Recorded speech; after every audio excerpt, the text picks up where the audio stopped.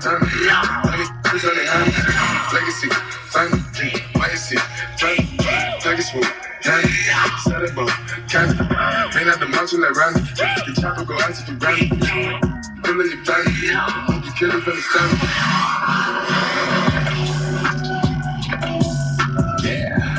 Oh yeah, it's LA's Open Hip Hop Real 92.3, man. It's the real after party. Shout out to my bro DJ Dre Sinatra, myself Bootleg Cat, DJ Damage hanging out. Damage, what's up? Yo, man, Dre, what you got on the way, bro? Coming up, man. All right, if you're listening to this in real time, Brother Jorge, if you're listening to this in real time, let me tell you what I just heard. If you listen to it yourself, bag the tape up, bag the podcast up, and you'll hear it. He just said, shout out to my. All right, so it is now 10:27 p.m., and I just heard 92.3 DJ give a shout out. Let me try it one more time. It's 10:23 p.m., 10:27 p.m. rather, and I just heard the DJ on 92.3 give a shout out. Hint, hint. If you call the station and keep calling until you get an answer, you might be able to get them, Brother Jorge, to give a shout out to your church. You're not listening. You missed it. You missed it. You missed it. You missed that. I said if you call the station, Brother Jorge, and keep calling, because sometimes, obviously, they don't answer the phone, but if you call 4 or 5 times straight and let the phone ring over and over and over and over again, eventually they will probably answer it. And if they answer it, Brother Jorge, since they just gave a shout out at 10:27 p.m., they might be willing to give a shout out at 11:30 p.m. If you keep calling them, Brother Jorge, and get an answer, Brother Jorge, and tell them the name of your church and how it is a different kind of church and it's a brand new church and it's a powerful church, and can they please give a shout out, Brother Jorge, they might give your church a shout out tonight. You understand what I'm saying? I'm going to leave it right there now. I'm going to see if you can remember that and work on that and push. I'm going to see if I can push you into your destiny. You see the name of this podcast tonight? It's called Push. What does push represent? If you would ask Reverend Jesse Jackson, he would tell you that PUSH stands for People United to Save Humanity. People united to save humanity. Well, I want to push you into your destiny. To everybody that's listening tonight, I don't know what you want to be or how you want to be it, but I do know that if you can see it, you can be it. I know that if you can see the invisible, you can do the impossible. I know that if you can't see it, you can't be it. You got to first of all see it in your mind before you can be it in time. Oh God, my anointing now, y'all, you better look out. I got an energy drink and a half in me right now. If I mess around and get 2 in me, you're in trouble tonight. But I'm gonna tell you one more time. If you can see the invisible, you can do the impossible. Watch out, ladies and gentlemen. You got to watch out for parasites. You want to watch out for parasites. You want to know what a parasite does? Look, a parasite wants what's in your hand, but a protege wants what's in your heart. Ooh, y'all missed that, y'all. You better write that one down. I'm going to tell you one more time. I'm going to give you this for free. I said a parasite wants what's in your hand, but a protege wants what's in your heart. A parasite wants what you can give them, but a protege wants what you can teach them. Oh, God, baby, baby, baby. Did y'all hear that?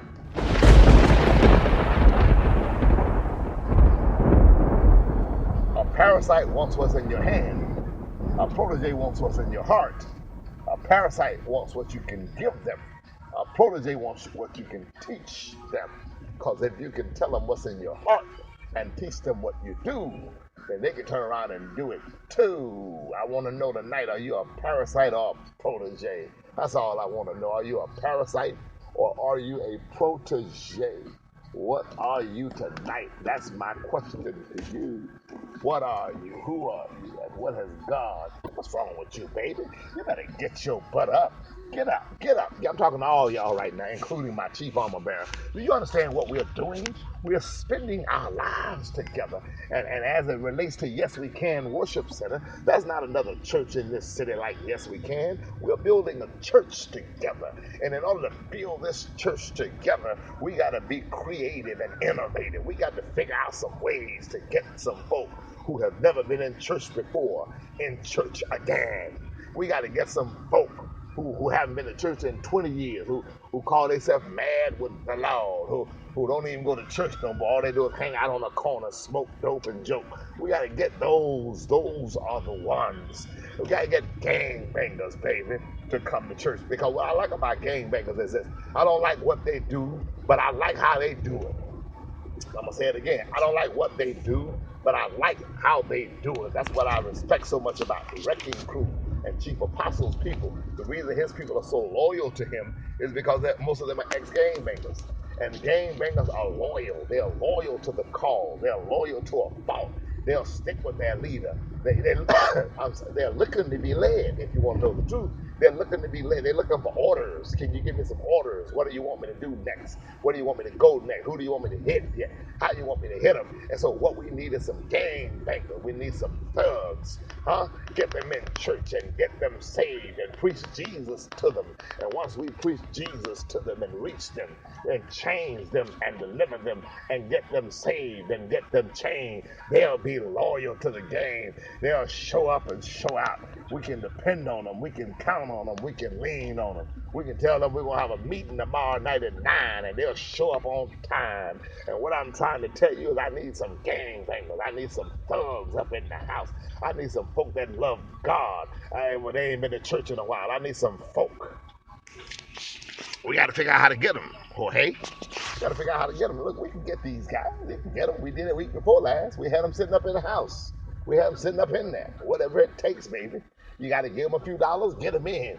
Whatever it takes. You got to feed them, get them in. We got to keep getting them in because we have a church that we're building. I'm going to say it again. I said we have a church that we're building, and I'm proud of the church that we're building. I'm proud of what we're doing. I'm proud of what we're doing. I said we're building the church, and we're going to build this church, and we can build this church, and we must build this church, and we have divine orders to build this church. But what I want you to do is pray and ask for favor. That's what we need tonight, favor, because favor is not fair. Favor. We need the favor of God upon our lives. We need the favor of God upon our ministry. We need the favor of God upon our message. We need the favor of God upon our messenger. We need the favor of God. If God messes around and releases supernatural favor, nothing can stop us now. We'll be all the way up. And once you get all the way up, nothing can stop us now. I said we need the family. I know I'm talking crazy tonight, y'all. But see, when you talk to God, God talks crazy. I say God talks crazy. If you want something to make sense, you need to talk to men and talk to women. Don't talk to God, because God does not make sense. God will call a bound man loose. God will call a poor man rich. God does not make sense. You operate out of your senses, what you see, what you hear, what you taste, what you touch, what you smell. God does not operate out of his senses.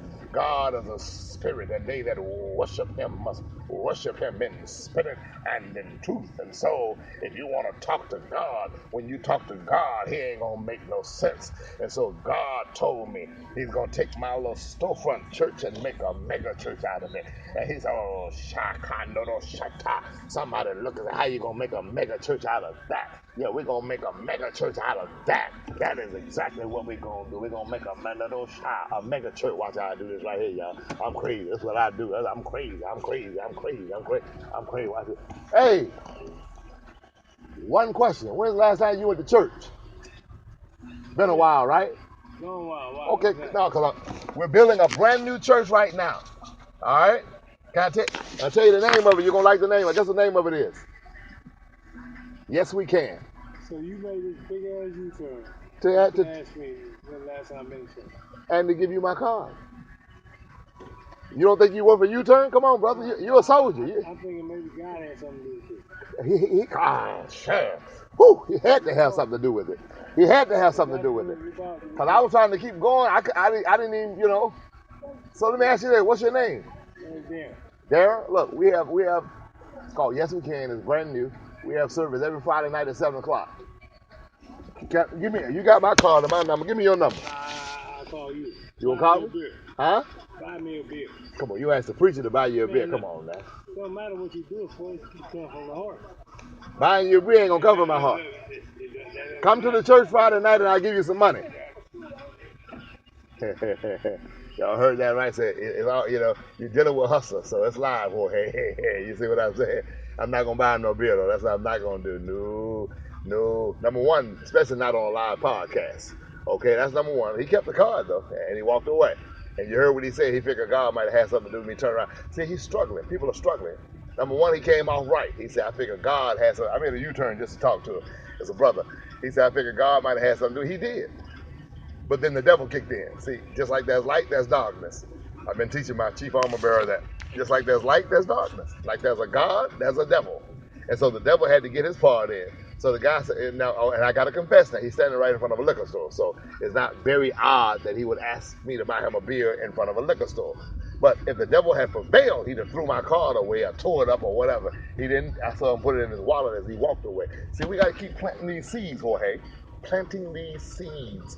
Because one thing, what Jesus said, Jesus planted a seed and then he rejoiced.